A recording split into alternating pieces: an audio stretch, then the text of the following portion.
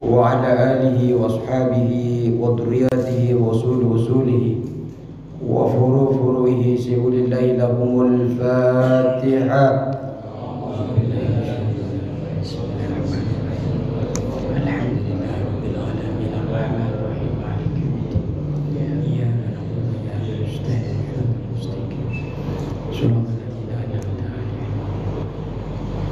الفاتح لمؤلف هذا الكتاب الشيخ النووي البنتلي والشيخ العلامة الإمام شهاب الدين بن حجر العسقلاني ولجميع المشايخ التي تكون في مقبرة السلوكي والتي تكون في مقبرة بتا قوم دمج الشجاتي وكأحمد محمود سيد الشجاتي وكي عبد الحميد الشجاتي نموت وكي حسن بن عبد الحميد وكي أمين بن عبد الحميد وكي عبد الرحمن بن زيد وكي عبد القادر بن أحمد محمود سيدي وكي جسني مستا وكي أمشي بن عبد الله وعبد الله بن ميار وشدي بن نعمة ولجميع مؤسسين نهضة العالم أن الله تعالى يحمينا بحمايتهم ويميتنا بمدادهم وينفعنا ببركاتهم وأنوارهم وأسرارهم وعلومهم في الدين والدنيا والآخرة.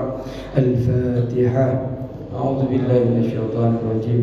بسم الله الرحمن الرحيم. الحمد لله رب العالمين الرحمن الرحيم مالك يوم الدين إياك نعبد وإياك نستعين الصراط المستقيم صراط الذين أنعمت عليهم غير المغضوب عليهم ولا الضالين آمين. Al-Fatihah untuk para jemaah yang hadir pada malam hari ini, para pengurus mushola al-Islam, para donaturnya, RW dan RT-RT-nya, semua jemaah yang memakmurkan mushola ini. Semoga Allah senantiasa memberikan kesehatan lahir wa batinan. Allah berikan keberkahan umur, Allah berikan keberkahan dalam hidupnya. Allah jadikan keluarganya yang sakinah, mawaddah, warahmah. Anak-anak dan istrinya dijadikan orang-orang yang saleh dan salihah. Allah tanggung biaya pendidikan anak-anaknya. Allah raih cita-citanya. Allah berikan kemudahan sehingga mereka bisa meraih cita-citanya di masa depannya. Dan Allah jaga dalam ketaatan kepada Allah Subhanahu wa ta'ala. Dan seluruh jemaah apabila ada yang memiliki hajatnya semoga Allah kabulkan. Apabila ada jemaah yang memiliki kesulitan, memiliki permasalahan, semoga Allah berikan jalan. Setiap kesulitan dan permasalahan-permasalahannya diberikan jalan sesuai Allah yang ridai. Dan ketika kita dipanggil oleh Allah, semoga dipanggil dalam keadaan husnul khatimah. Ini Sayyidina Abdul Qadir Jailani radhiyallahu anhum. Al-Fatihah. A'udzu billahi minasyaitonir rajim. Bismillahirrahmanirrahim. Alhamdulillahi rabbil alamin. Ar-Rahmanir Rahim. Maliki yaumiddin. Iyyaka na'budu wa iyyaka nasta'in. Ihdinas siratal mustaqim. Siratal ladzina an'amta 'alaihim ghairil maghdubi 'alaihim waladdallin. Amin. Assalamualaikum warahmatullahi ta'ala wabarakatuh. Bismillahirrahmanirrahim. Alhamdulillahi rabbil alamin. Wassalatu wassalamu ala asrafil anbiya'i wal mursalin Sayyidina wa habibina wa syafi'ina wa maulana Muhammadin wa ala alihi wa sahbihi ajma'in. Rabbana la ilma lana illa ma 'allamtana innaka antal alimul hakim. Rabbi ishrah li sadri wa yassir li amri wahlul 'uqdatam min lisani yafqahu qawli. Amma ba'du. Yang kami hormati Ketua DKM Mushola Al-Islam, segenap para jemaah, para RT-RT, khususnya RW-nya yang dirahmati Allah Subhanahu wa ta'ala. Semoga panjenengan semua yang hadir, para jemaah di majlis taklim ini, menjadi penyebab wasilah ditebusnya dosa-dosa kita, diampuninya dosa-dosa kita. Amin ya rabbal alamin. Bismillahirrahmanirrahim. Qala musannif rahimahullahu ta'ala wa naf'ana bi ulumihi wa amadna bi asrarihi wa bikum fid darin. Amin. Bismillahirrahmanirrahim. Bagaimana?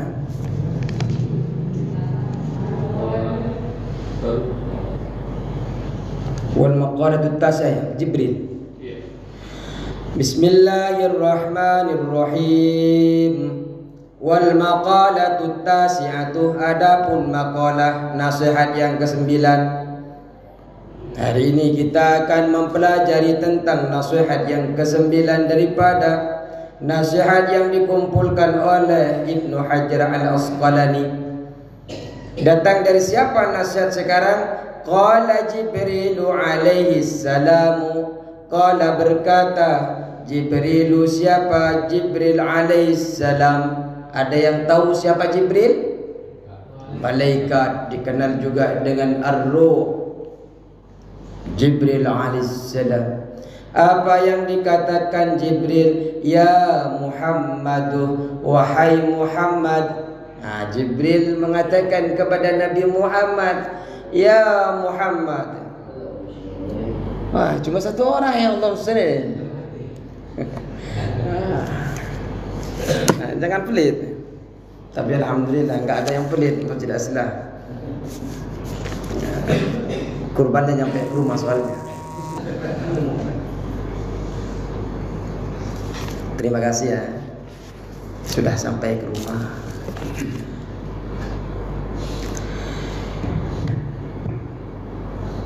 Ya Muhammad, wahai Muhammad. Apa kata Jibril? Ish ma syi'ta fa innaka mayyitun. Kata Jibril alaihissalam kepada Nabi Muhammad, hiduplah engkau ma syi'ta. Hiduplah engkau ma syi'ta, sekehendakmu. Hiduplah engkau ma syi'ta, sekehendakmu, sekarepmu. Ya betul ya, sekarepmu. Semaumu. Sekarepmu. Hidup sekarepmu. Tapi enggak enak setelah dilanjutkan, fa innaka, maka sesungguhnya engkau mayyitun, akan menjadi orang yang mati. Hiduplah engkau sesuai yang engkau inginkan. Fa innaka mayyitun, sesungguhnya engkau akan mati. Silakan hidup sesukamu. Mau gaya-gayaan ala Amerika, monggo. Ala Kanada, monggo. Ala Arab-Arab yang pakai jubah, monggo. Tapi jangan sampai lupa panjenengan akan menjadi mayyit.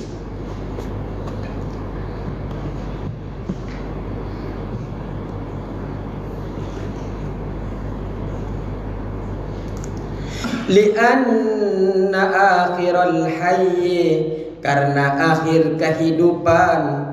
Lianna akhiral hayy, karena akhir kehidupan. Mayyitun, adalah mayyit, kematian.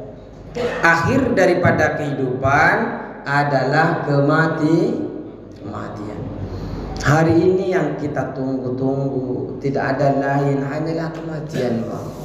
Siang malam, sore petang, yang ditunggu hanya kematian. Setelah mati apa? Azab bagi orang yang tidak beriman. Taman-taman surga bagi orang yang beriman. Tapi kayaknya kalau di sini nggak akan mengalami yang adab-adab. Insya Allah mengalami yang taman-taman surga, dan masuknya ke surganya Allah dengan cara kilat, biwairi hisab, tanpa hisab, insya Allah. Amin ya rabbal alamin. Yang penting bulan depan datang lagi.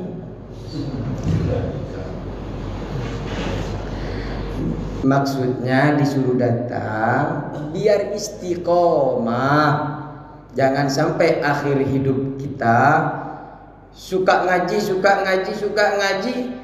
malam-malam ada kajian gak ngaji, tahu-tahu dipanggil oleh Allah. Kan gak enak, Pak, sudah istiqomah, tahu-tahu gak istiqomah akhir hidupnya. Makanya ciri-ciri orang istiqomah, dari pojok sana ke pojok sana itu bulan depan kelihatan lagi. Wa ahbib man syi'ta fa innaka mufariquhu. Wa ahbib dan cintailah engkau. Wa ahbib dan cintailah engkau man terhadap orang syi'ta yang engkau inginkan. Fa innaka maka sesungguhnya engkau mufariquhu yaitu akan berpisah dengannya. Cintai orang-orang yang engkau sukai, siapapun boleh panjenengan cintai, tapi ingat suatu saat engkau akan berpisah dengannya. Anak-anak panjenengan, istri yang cantik, tapi cuma istri kan, bukan istri-istri kan? Belum ada yang berani kan?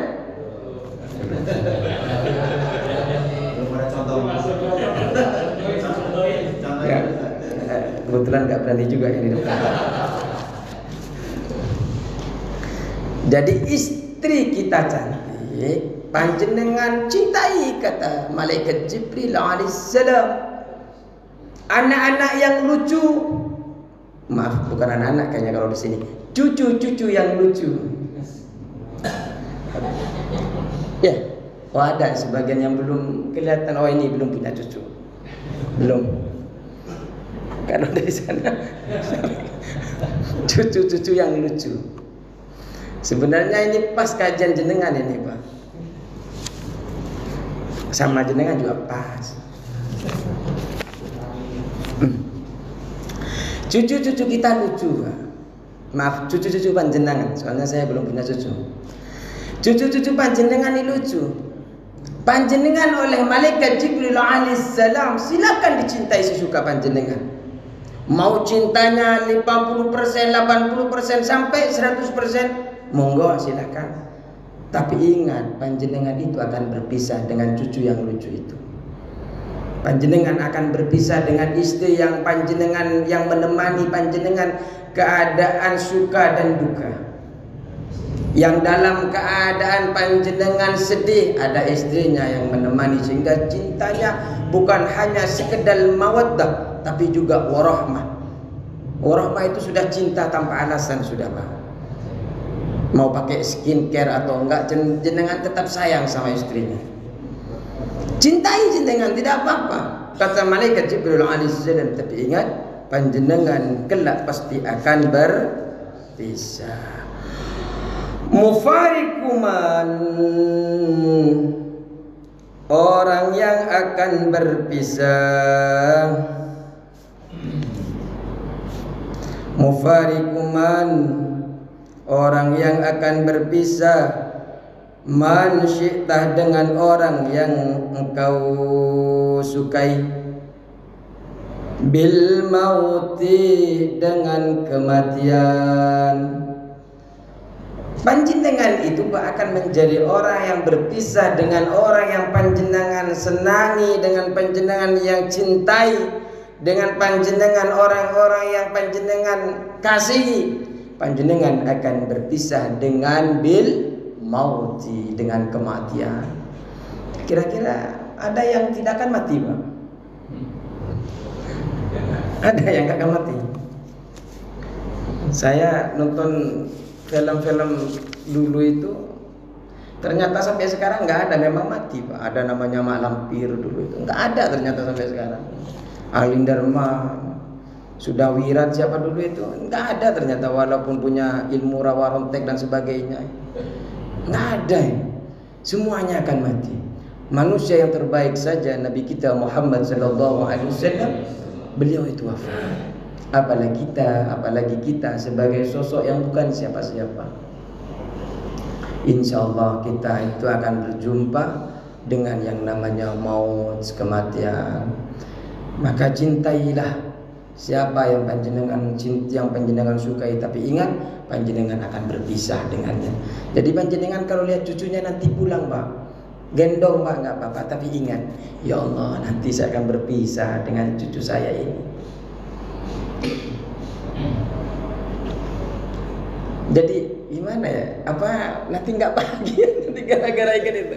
Biasanya bercanda jadi nggak bercanda. Bercanda nggak apa-apa Pak. Bercanda. Jangan gara-gara ingat mati seperti ini akhirnya merenung. Aduh, ini jangan. Maksudnya biar panjenengan tidak mengalihkan perhatian selain Allah. Artinya cucu yang panjenengan punya itu datang dari Allah. Cintai itu cucu karena itu adalah amanah Allah. Artinya jangan sampai gara-gara ada cucu yang mungil, yang cucu yang ganteng, yang cantik, kemudian panjenengan kurang bersyukur kepada Allah karena panjenengan tidak mengingat bahwa sejatinya cucu itu Allah yang memberikan kepada panjenengan. Jangan sampai gara-gara kajian ini kemudian nangis-nangis terus. Wah, semenjak ngajinya minggu keempat, opa saya nangis-nangis terus. Nggak mau gendong sama anaknya. Ditanya kenapa? Karena nanti akan berpisah. Kasihan cucu saya, takut terlalu sedih nanti.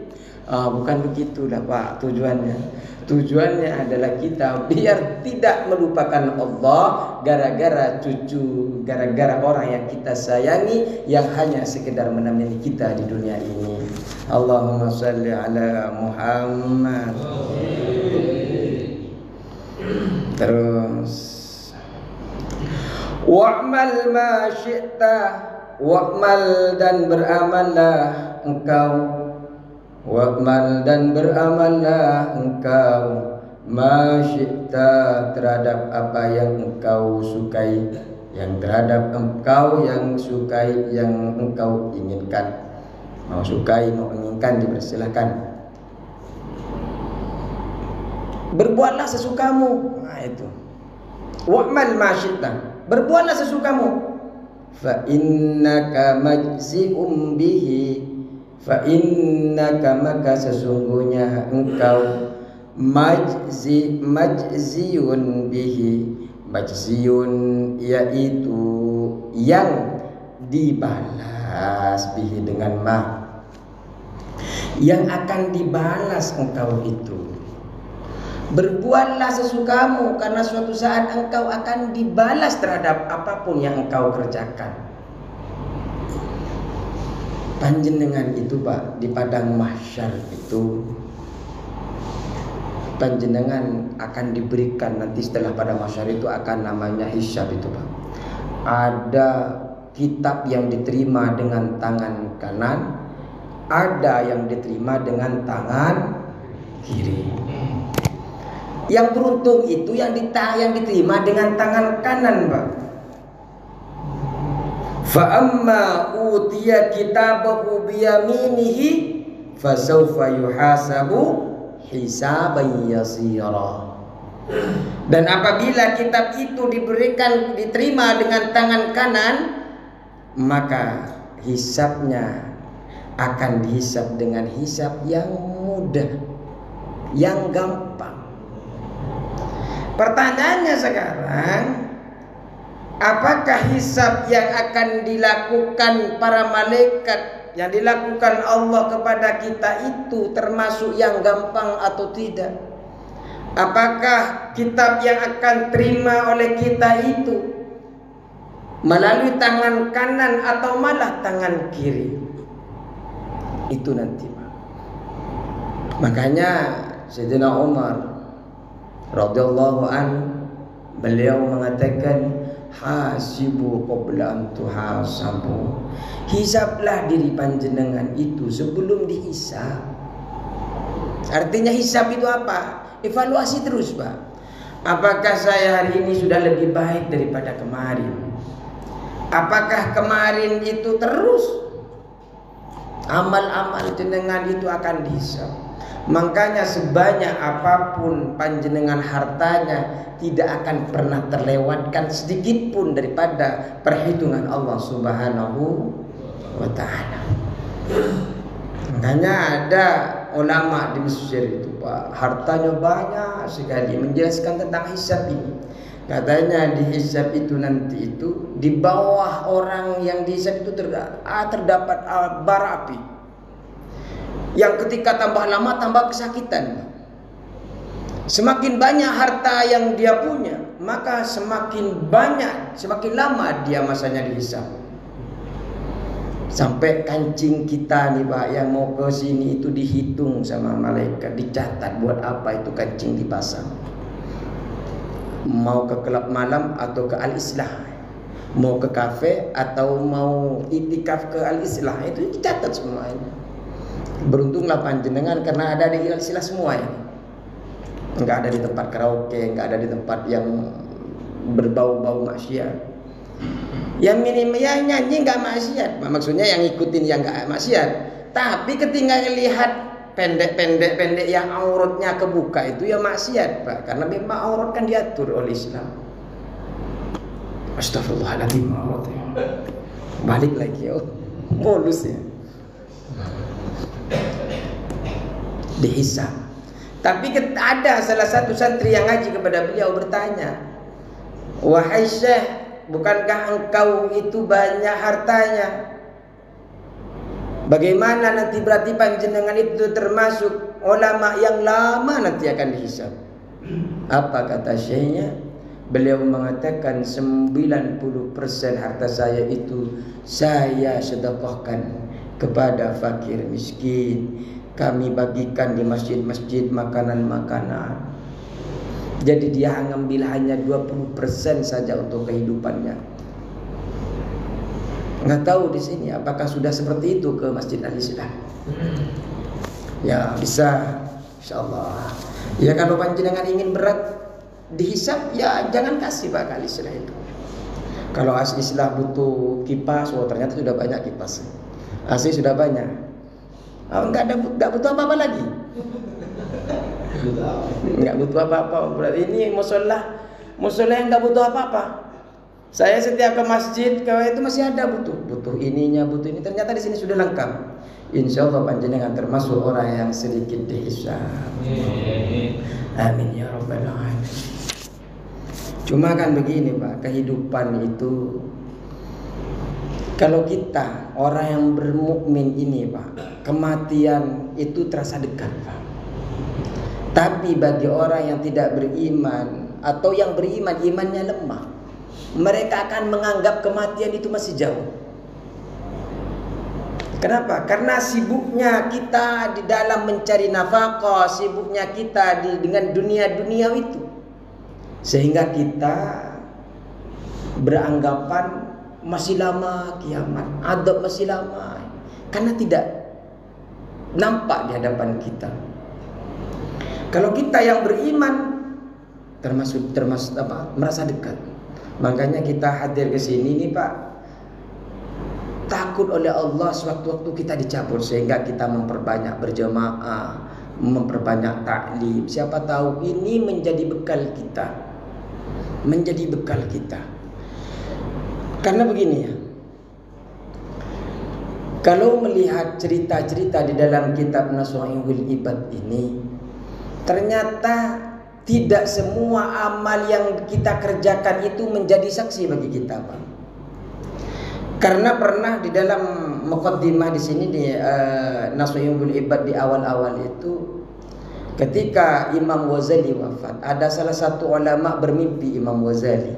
Ulama itu bertanya kepada Imam Ghazali, wahai Imam Ghazali, apakah engkau sudah bertemu dengan Allah? Ya. Apa yang dilakukan Allah kepadamu? Kemudian Imam Ghazali mengatakan, saya dihadapkan di hadapan Allah. Terus Allah bertanya kepada saya, mengapa saya panggil, mengapa engkau jadi orang pilihan untuk masuk ke dalam surganya Allah? Mengapa engkau mendapatkan rahmat daripada Allah? Apakah engkau tahu? Ya tahu, karena amalan-amalannya, karena karangan-karangannya dan sebagainya. Kata Allah, tidak, bukan itu. Apa? Kemudian bingung dia Imam Ghazali itu untuk mencari sebenarnya dari apa dia mendapatkan rahmat itu. Ternyata tidak tahu. Allah jelaskan, apakah engkau masih ingat suatu saat ketika engkau menulis kitab? Kalau dulu itu Pak, nulis kitab itu nggak kayak pulpen sekarang, pensil dan penanya dan tintanya itu beda dulu itu. Iya. Namanya apa Pak? Dawat. Dawat. Ya, berarti beliau pengalaman. Saya hanya ceritanya dulu itu. Pernah melihat punya orang tua. Jadi ketika beliau nulis kitab, ternyata di tinta itu ada lalat Pak. Lagi kehausan minum itu tinta. Imam Ghazali membiarkan dia berhenti menulis, membiarkan lalat itu minum tinta itu sampai selesai. Ternyata yang menyebabkan rahmat Allah turun kepada Imam Ghazali gara-gara beliau membiarkan lalat minum. Kalau kita Pak, wah jangankan minum Pak, langsung dicariin baygon.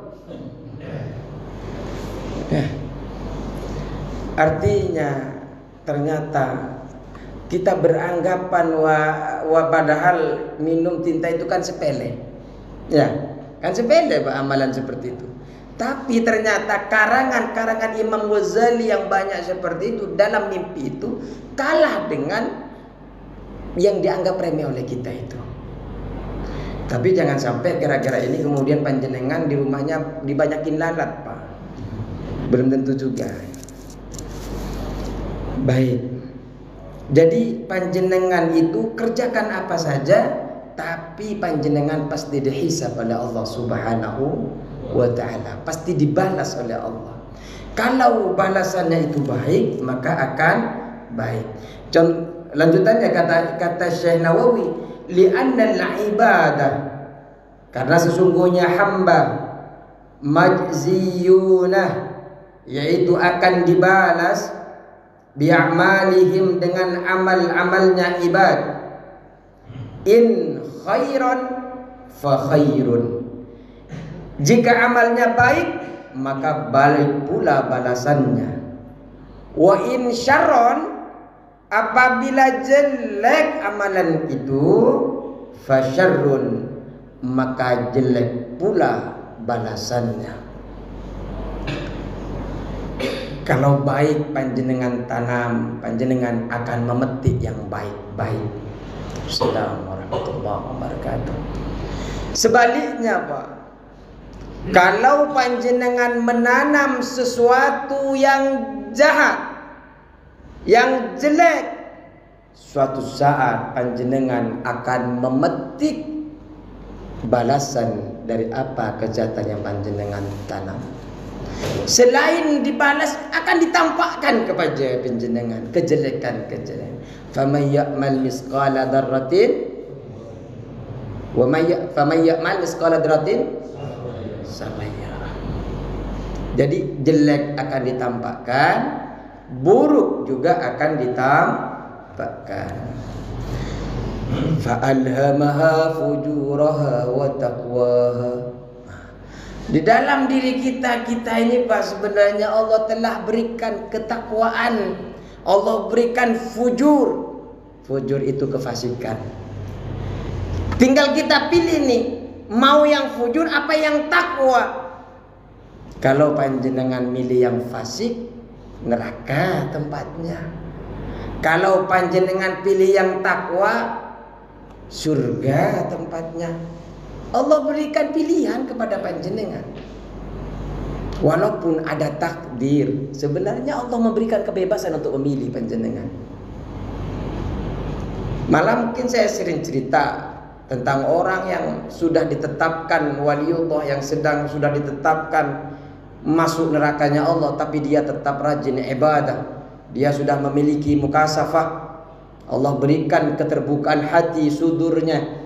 Allah berikan kunci-kunci langit sehingga dia bisa berkomunikasi dengan malaikat Jibril alaihissalam, sehingga diberikan kabar bahwa sebenarnya di Lauhil Mahfuz dulu dia sudah ditetapkan sebagai orang yang ahli nar.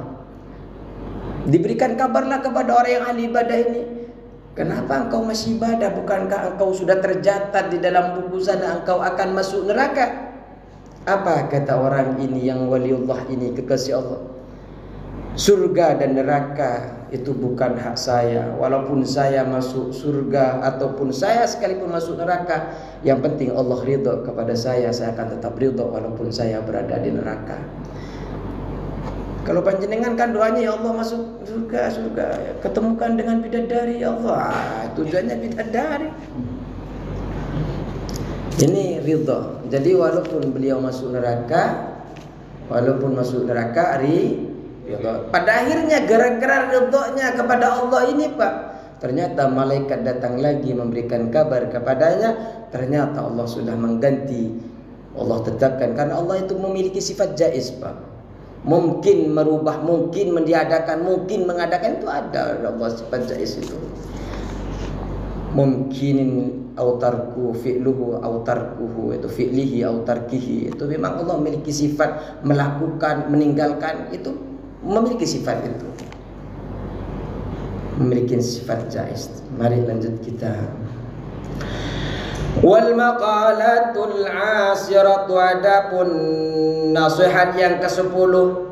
Qala Nabi sallallahu alaihi wasallam, Nabi kita Muhammad sallallahu alaihi wasallam bersabda. Apa nasihat Nabi kita kepada kita Pak? Salasatu nafarin yudhilluhumullahu tahta dhilli arsyihi yauma la dhilla illa dhilluhu. Salah satu nafarin, adapun 3 golongan. Salah satu nafarin, adapun 3 golongan. Yudhilluhumullahu, yang akan menaungi Allah. Yudhilluhumullahu, yang akan menaungi Allah kepada mereka. Tahta dhilli arsyihi, di bawah naungan arsy-Nya Allah. Yauma, di suatu hari, la dhilla, yang tidak ada naungan, illa dhilluhu, kecuali naungan Allah subhanahu wa ta'ala. Nanti itu Pak, kata sabda Nabi Muhammad sallallahu alaihi wasallam, ada 3 golongan yang akan mendapatkan naungan. Apa naungan itu? Perlindungan, payung. Ada payung. 3 golongan akan mendapatkan payung. Payungnya tidak main payung. Ars kita Pak, arsy-Nya Allah. Kita akan di bawahnya. Di padang mahsyar itu kata ulama, 1 jengkal di atas kita itu matahari. Di bawahnya pasir, panasnya luar biasa Pak. Panas luar biasa Pak, lama. Ada salah satu ulama mengatakan setidaknya kita itu ketika wafat itu sekitar ada 13 pos yang akan kita lewati Pak. Setiap melewati pos itu beribu-ribu tahun. Tidak sama dengan waktu yang ada di Indonesia. Lama sekali. Dan ada 3 golongan ini Pak, yang akan berada di naungan, di mana suatu hari nanti itu tidak ada naungan kecuali naungannya Allah subhanahu wa ta'ala. Yaumal qiyamah, suatu hari itu yang disebut dengan yaumal qiyamah, hari kiamat. Siapa orang 3 golongan yang akan mendapatkan naungan itu? Al-mutawaddi'u fil makarihi, orang yang berwudu fil makarihi, dalam keadaan masyakkat. Orang suka berwudu dalam keadaan masyakkat. Jam'u makrohin, makari itu adalah jam'u makrohin bi fathil mimi wal ra'i, dengan fathahnya mim dan ra. Ai fi awqatil musaqqati, yaitu dalam waktu-waktu masakkat. Apa yang dimaksud dengan waktu masakkat itu? Wahya awqatul bardis syadidi, yaitu waktu-waktu yang sangat dingin. Jadi panjenengan dingin, akan tetapi panjenengan tetap melaksanakan wudu. Suka berwudu, dingin-dingin tetap melaksanakan wudu, tidak putus wudu. Ada ketika saya ngaji kitab Kasyifatus Saja, syarahnya Syafinah, guru saya bilang di antara agar kita selamat dalam berkendara itu Pak, jangan lepas wudu. Panjenengan bepergian kemana saja, insya Allah akan Allah berikan keselamatan. Walaupun tabrakan, mobilnya hancur, panjenengan insya Allah selamat. Tapi dengan syarat tidak putus wudu.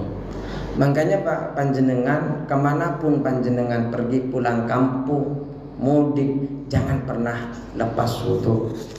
Wudunya habis, berhenti di rest area, wudu lagi, berangkat lagi. Jangan sampai putus wudu. Apalagi orang yang suka berwudu walaupun dalam keadaan masyaqqat, walaupun dalam keadaan sangat dingin, panjenengan berwudu ini akan dibalas oleh Allah, diberikan naungan nanti di yaumul qiyamah, di mana di sana tidak ada yang bisa menaungi kecuali naungan Allah Subhanahu wa taala. Yang kedua, wal masyi ilal masajid fid dulam. Orang yang berjalan ke masjid fid dulam di waktu gelap. Biasanya subuh nih Pak, waktu gelap Pak. Di subuh panjenengan datang, jam 4 datang. Orang yang berangkat di waktu gelap ke masjid itu Pak, Allah akan berikan naungan.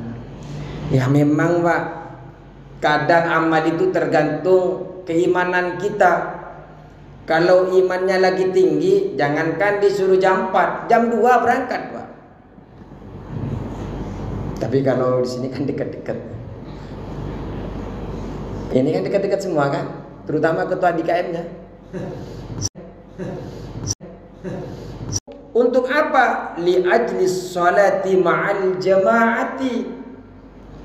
Karena untuk melaksanakan salat berjemaah. Mau melaksanakan salat subuh berjemaah ke masjid. Masjid itu dua Pak. Takut ada bertanya dalam hatinya, di sini kan bukan masjid Pak Ustaz, di sini musola Pak Ustaz. Nah, takut bertanya begitu. Jadi saya kasih tahu ke panjenengan. Masjid itu sebenarnya dibagi dua Pak. Ada yang dinamakan masjid jami. Masjid jami itu masjid yang tempat sholat Jumat. Nah, di sini namanya masjid juga. Kenapa? Karena tidak dilaksanakan Jumat, oleh orang sini dipanggil musola. Padahal masjid juga dipanggil musola. Seperti tentang sabda Nabi Muhammad sallallahu alaihi wasallam tentang kurban kemarin. Orang yang memiliki keleluasan berkurban tapi tidak dia berkurban, maka kata Rasulullah, jangan dekati musalla-musalla, tempat-tempat sholat kami. Kan seperti itu. Jadi masjid pun itu disebut musalla sebenarnya. Dan ini pun masjid, cuma karena tidak dibuat sholat Jumat, ya tidak disebut masjid oleh orang Indonesia. Jadi panjenengan kesini jangan kecil hati Pak. Aduh musalla Ustaz, jangan-jangan nggak masuk kategori diberikan naungan walaupun mangkat malam-malam gelap gulita. Tidak Pak, panjenengan insya Allah akan mendapatkan, karena ini juga termasuk masjid, tempat sujudnya kepada Allah. Yang penting kesininya bukan untuk pipis doang Pak, harus kesininya itu untuk melaksanakan sholat berjamaah. Enggak, soalnya kan ada toiletnya. Takut airnya mati di rumahnya, pipisnya kesini pulang lagi. Bukan itu maksudnya, untuk sholat berjamaah. Yang paling bagus Pak, ketika ke musholah itu atau ke masjid, jangan hanya ngambil airnya di masjid, tapi sempatkan setelah ngambil air, ambil wudu, sholat tahiyatul masjid. Kenapa? Untuk menghormati ini Pak, masjid ini tempat sujudnya Allah ini, tempat sujud kepada Allah. Baik. Yang ketiga, wa mut'imul ja'i, dan memberikan makan kepada orang yang lapar. orang yang memberikan makan kepada orang yang lapar, maka dia akan diberikan naungan oleh Allah Subhanahu wa ta'ala. Sekarang musim haji. Musim haji itu sudah mulai pulang, Pak, musim haji. Besok ini sudah pulang kalau yang di Bekasi itu. Haji itu banyak yang menunggu. Ada yang sudah haji di sini? Ada. Al-hajjul mabrur laisa lahul jaza illa jannah.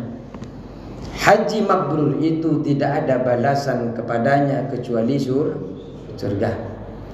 Sehingga haji itu, Pak, orang-orang semua bercita-cita, tapi bukan karena titel hajinya ya, tapi karena ingin mendapatkan haji mabrur, biar dibalas oleh Allah dengan surga. Tapi kalau kita lihat apa sebenarnya yang disebut dengan mabrur itu, kita harus lihat, Pak. Jangan kita hanya melakukan ibadah hajinya saja, tapi tidak mendapatkan mabrurnya. Di dalam kitab Taqrirus Sadidah dikatakan la yukhalituhu ismun min hin ikramihi ila hin takhallulihi. Tidak mencampuri dirinya itu suatu dosa, mulai dia ikhram, niat untuk melaksanakan haji, ila takhalluli, sampai dia menyelesaikan takhallulnya, menyelesaikan ibadah hajinya. Tidak dicampuri dosa, tidak menyakiti orang lain, tidak marah-marah sama istrinya, tidak mencuri barang, pokoknya yang bersifat maksiat, berdosa, tidak dia lakukan selama dia ibadah haji, maka dia akan mendapatkan mabrur. Ditanya oleh sahabat, ya Rasulullah, wa ma birruhu? Wahai Rasulullah, apa tanda-tanda bahwa dia mendapatkan haji mabrur? Dijawab oleh Rasulullah sallallahu alaihi wasallam, it'amut ta'am. Orang yang setelah haji itu dia termasuk orang mabrur, di antara setelah dia haji dia akan suka berbagi makanan, baik kepada tamunya, berbagi makanan kepada orang yang kelaparan, kepada yang punya tamu, dia kasih makan. Yang kedua, watibul kalam, dia jaga lisan. Tidak ada orang lain yang tersakiti dengan lisannya, maka dia termasuk haji mabrur. Kalau masih ada yang tersakiti dengan lisan-lisan itu, maka bisa dievaluasi hajinya. Makanya jenengan kalau mau haji, Pak, rukun dan wajibnya dan sunnahnya betul-betul dikaji, Pak. Jangan hanya memasrahkan kepada mutawif, apalagi memasrahkan kepada manasik. Di sana itu kan ada lebih dari 100 orang, kadang di 30 orang di saat manasik. Jadi kadang apa yang disampaikan jenengan terlewati. Jadi kalau jenengan mau umroh, mau haji, datang ke rumah saya gratis. Belajar fikih dulu. Apa rukunnya, apa yang harus dilakukan, fikihnya saja. Kan bab haji sedikit, Pak. Sehari sampai selesai, baru berangkat umroh, baru berangkat haji. Yang disayangkan apa? Kasihan jenengan nunggu 10 tahun, 30 tahun, 15 tahun, ternyata pulang-pulangnya hanya dapat titel haji. Padahal di hadapan Allah Subhanahu wa ta'ala sia-sia saja. Kenapa? Karena tidak ada ilmu panjenengan ketika melaksanakan ibadah itu. Mau umroh, ke rumah saja. Manasik ikutin, tapi tetap ke rumah belajar fikihnya. Kalau di sana kan diajarin nanti ke sini, aturnya ke sini. Nah, itu umrohnya paling dijelaskan seperti itu manasik. Jadi kita belajar fikihnya, buka kitab, belajar fikih, bawa pulpen, buku. Ustaz, saya mau umroh, silakan, ayo baca. Ini syarat-syaratnya, nyampe ke sana ini yang harus dikerjakan. Enggak usah bawa apa-apa, cukup rokok. Bercanda. Jangan dianggap serius. Yang ketiga, tanda-tandanya dia hajinya mabrur adalah ifsa'us salam, menebarkan salam. Jadi panjenengan yang sudah haji, jangan lupa, ini adalah Nabi kita Muhammad yang bersabda, biasakan panjenengan menebarkan salam. baik orang yang dikenal atau tidak dikenal. Nah, bagi yang sudah daftar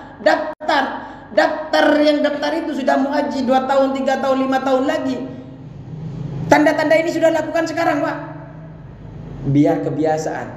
Jadi siapa tahu ini menjadi doa sehingga haji atau umrah panjenengan itu menjadi umrah atau haji yang mabrur.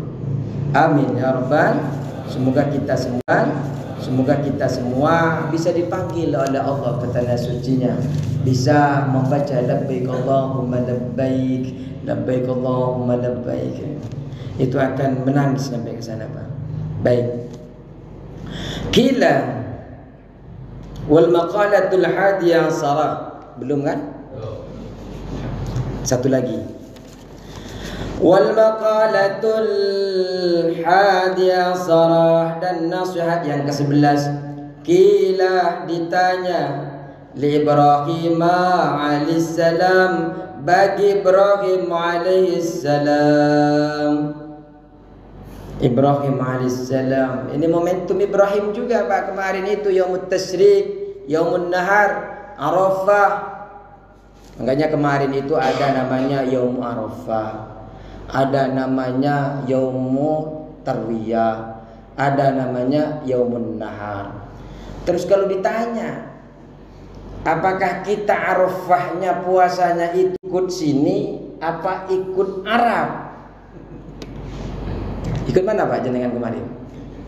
Ikut Arab. Arab kemarin sholatnya tanggal 9 sini, tanggal 16 ya. Kita tanggal 17. Sebelum kita melihat itu, menjawab itu, kita lihat filosofi daripada Tarwiyah, daripada Arafah, daripada Yaumun Nahar. Jadi sebelum ada padang Arafah itu, Pak, dulu Nabi Ibrahim alaihissalam bermimpi falamma balagha ma'ahu as-sa'ya qala ya bunayya inni ara fil manam anni atbahuka. Bermimpi Nabiullah Ibrahim alaihissalam bermimpi, ternyata setelah Ismail sudah cukup dewasa bisa membantu Ibrahim, bermimpi disuruh sembelih oleh Allah Subhanahu wa ta'ala. Ketika disuruh sembelih, mimpi pertama itu tanggal 8, Pak. Tanggal 8. Dulu masih belum ada Hijriah, Pak, hanya ada tanggal 8. Karena tanggal 8 ini masih bingung Nabiullah Ibrahim alaihissalam, apakah ini mimpi dari Allah, apakah mimpi dari setan, sehingga dia mempertimbangkan, membimbang, apakah ini datang Allah, apakah datang dari setan, sehingga disebut dengan, karena pertimbangan ini namanya tarwiyah. Menimbang-nimbang, tarwiyah. Kemudian karena ini masih menimbang, akhirnya mimpi lagi Nabiullah Ibrahim alaihissalam. Mimpi yang kedua, wah sudah yakin, sudah tahu. Di mimpi kedua ternyata ini adalah mimpi datang daripada Allah Subhanahu wa ta'ala, sehingga disebut Arafah. Arafah itu tahu, mengetahui bahwasanya mimpi itu benar-benar datang dari Allah. Karena belum dikatakan kepada Ismail, walaupun dia sudah yakin, belum dia mengatakan kepada Ismail. Kemudian mimpi yang ketiga, yang kemudian menjadi eksekusi, yang kemudian disebut Yaumun Nahri, yaum hari kurban. Anni atbahuka fandur mada tara. Bagaimana pendapatmu wahai Ismail? Apa kata Ismail alaihissalam? If'al ma'tumar satajiduni insyaallah minasy sabirin. Kerjakan apa yang diperintahkan, engkau akan mendapati saya termasuk orang yang bersabar. Setelah kita lihat tahu ternyata itu menyangkut waktu, Pak, bukan menyangkut tempat pertama. Yang kedua, setelah menyangkut waktu, puasa Arafah itu, Pak, sudah dilakukan oleh Rasulullah SAW sejak berada di Mekah. Sahabat-sahabat itu sudah biasa puasa Arafah, Asyura, itu sudah biasa. Sedangkan haji itu, Pak, walaupun setelah sabda Nabi mengatakan al-hajju arafatu, puncak haji itu Arafah, haji itu diperintahkan sekitar di dalam kitab fikih Fathul Qarib dikatakan diperintahkan kepada umat Islam sekitar 6 Hijriyah. Duluan mana puasa sama haji yang diperintahkan kepada umat Islam? Puasa. Walaupun ada yang mengatakan nanti itu ada 9 Hijriyah, tahun ke-9 Hijriyah. Kalau kita sudah tahu ternyata ini adalah waktu, bukan tempat. Waktu itu, Pak, di dalam Islam itu melihat ke sana apa melihat bulan, Pak? Dalam menentukan waktu, bulan. Di dalam Islam itu menentukan bulan. Dalam penentuan hari, dalam penentuan waktu itu berbeda-beda dalam negara itu. Di sana belum lagi beda pemerintahannya. Kalau di sini ada yang namanya Kemenak yang menentukan melalui isbatnya. Kalau di sana melalui kalendernya dan sebagainya. Itu akan berdampak terhadap kebijakan penentuan Arafah itu sendiri, Pak. Karena berbedanya faktor hisab, faktor hilal dan sebagainya. Makanya kita itu, Pak, ngikutin Indonesia karena tetap mau menentukan waktu itu harus melihat hilal tanggal 1, tanggal 30. Kapan ini tanggal 1 dilihat, Pak. Makanya bulan puasa itu ketika mau puasa itu, Pak, ketika di sini tidak terlihat bulan, lihat ke tetangga. Bukan ngelihat langsung ke negara sana, Pak. Kita sholat ngadep kemana, Pak? Kiblat. Kiblatnya ada di mana? Kenapa nggak ngikutin waktu sana sholatnya, Pak? Sekarang bedanya 9 jam. Ya, 9 jam sampai 8 jam. Jangan-jangan sholat isya siang hari jenengan. Artinya ini menyangkut waktu. Kalau ada, karena saya lihat ada, Pak, di apa namanya itu, di video.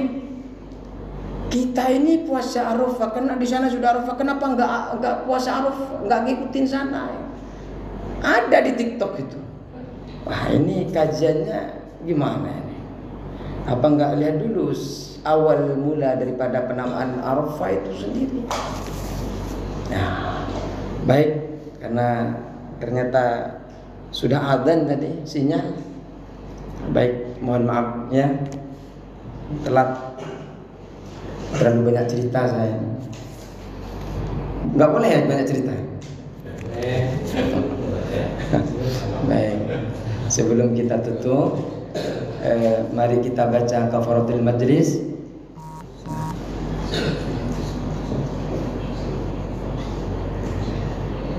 Sekian, apabila ada benarnya itu datang daripada Allah Subhanahu wa taala, apabila ada salahnya itu murni datang daripada saya makhluk yang dhaif. Wallahu muwaffiq ila aqwamit thariq. Assalamualaikum warahmatullahi wabarakatuh.